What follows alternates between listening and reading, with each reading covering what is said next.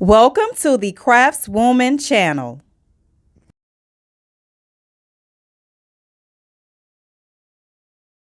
The number one reason for getting a hysterectomy is fibroids. Black women are more than everybody else likely to get fibroids.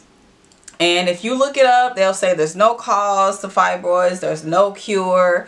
Women are also suffering with PCOS, endometriosis, ovarian cysts, uterine polyps, infertility, reoccurring miscarriages. If you have any of these problems, I suggest that you get my book, The Dark Womb Redemption, a holistic guide to womb wellness for Black women. It's on my website, craftswombman.com. You can also subscribe to my email list. Go to the contact page. Put in your information so that you can know when we are having our free classes, free events, where we're going to be and what's going on. So, unfortunately, the hysterectomy is like the first suggestion when it comes to having fibroids, as far as a cure or to relieve fibroids. It's going to be suggested, oh, just get a hysterectomy. But the non-invasive, the surgeries that is not so major, not so serious, they're not usually recommended.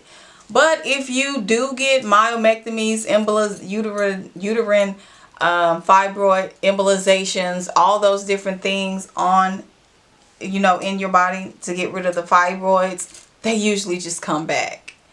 But what you want to do is you want to get to the root of the cause, get to the root of the problem. Let's find out why these fibroids are here, what is making them grow. And inside the fibroid, by the way, if you don't know, it's a non-cancerous tumor that grows in the uterus. And they could be small, so it could be several small ones, or it could be really large ones. I've heard of them even looking like deceased babies on the inside and having teeth and hair, blood, of course. Fibroids feed off of sugar. So you want to make sure you're not eating that gallon of ice cream and drinking all that soda and eating all those pies and cakes every single day. I can't tell you anything, but I mean, it's best to eliminate it, but sugar is extremely addictive, even more addictive than drugs. So we want to make sure that we are decreasing our sugar intake as much as possible, because that is causing the fibroids to grow. One of the things I do believe why Black women are getting fibroids more than anybody is because of the melanin in our body, the way that we process estrogen. It is said to be from a high estrogen diet.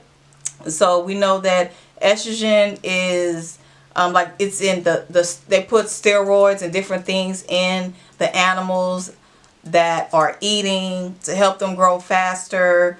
There's so many different things, different reasons. It's also fibroids is said to, if you have a high fat or eat red meat, a high fat diet is supposed to increase the growth of fibroids.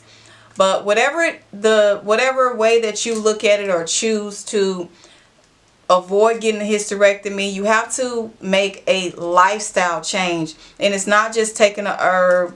It's not just doing one vaginal steam. All of these things do help, but there has to be a lifestyle change, and it has to be consistent.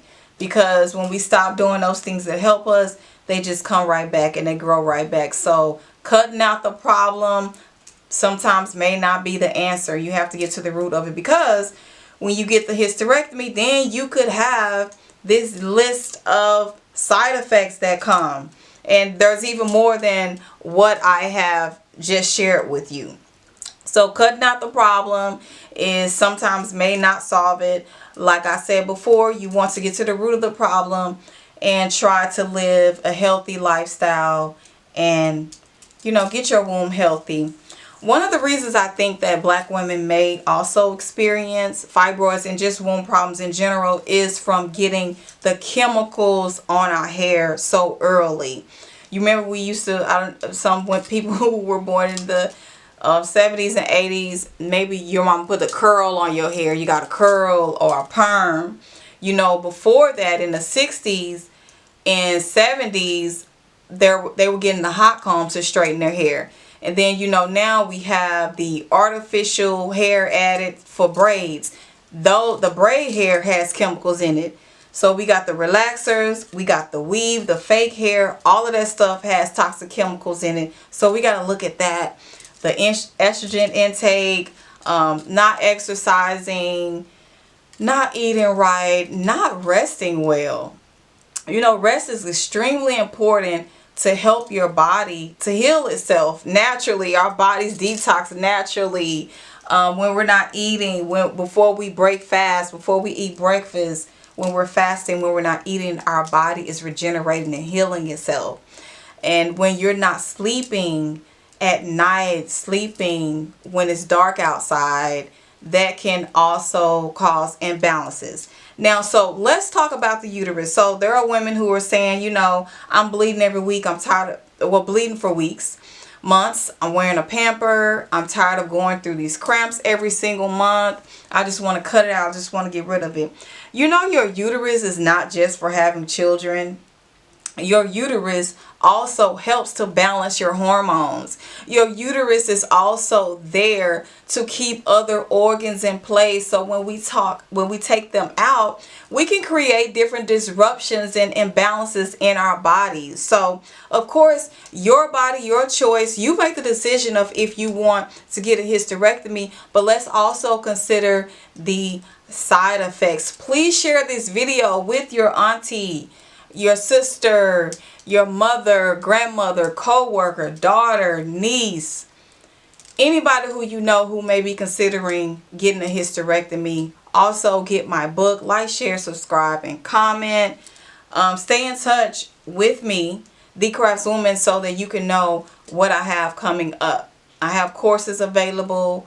I have womb herbs on my website for vaginal steaming, which is another thing that you can do if you don't want to get a hysterectomy. Also, I help women with hysterectomies, help women with vaginal steaming after they've gotten a hysterectomy. Because remember, just because you get a hysterectomy, it's not over. There's still other things that happen. And I've met so many women who tell me that they wish they would have met me before they got their hysterectomy. And I'm pretty sure, most likely, they still would have gotten a hysterectomy, because you have to really, when it comes to self-healing and doing things natural, you got to be consistent. You know, we are big about getting the surgery, getting it cut out, taking a pill, and everything is gone. And of course, I want to say that if there's a life and death situation, of course, we want to make sure that we choose the best decision for us. But if you're bleeding all the time, if you got menstrual cramps, that's not even a problem. We can definitely help you with that. So thanks for watching. Please like, share, subscribe, get on my email list, and don't birth without a doula. Thank you so much for watching. Please like, share, subscribe, and leave a comment. Let us know, what did you think about this video?